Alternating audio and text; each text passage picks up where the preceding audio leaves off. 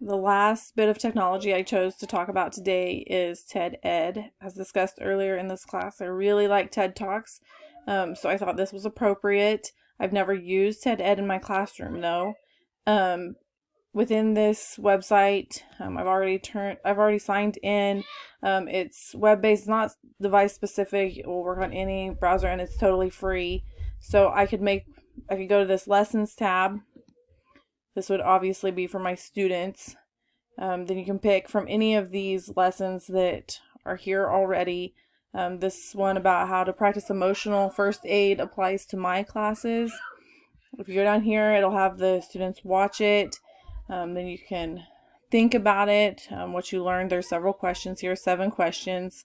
You can dig deeper. This is supplemental information that goes along with it. And then there's some discussion questions to go at the end.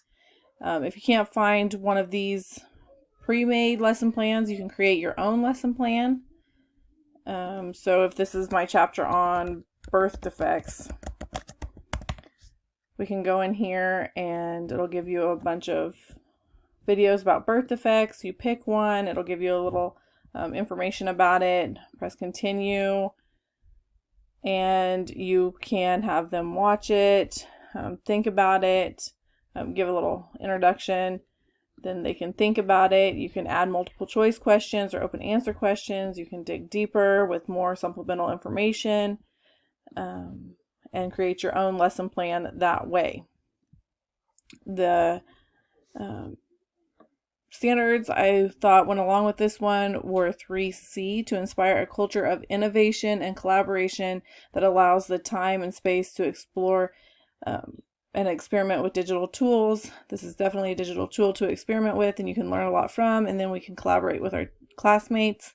And 3D: support educators in using technology to advance learning and meets the diverse learning, cultural, and social emotional needs of individual students. I think this will go right along with meeting their needs and helping them think outside of the box and for themselves.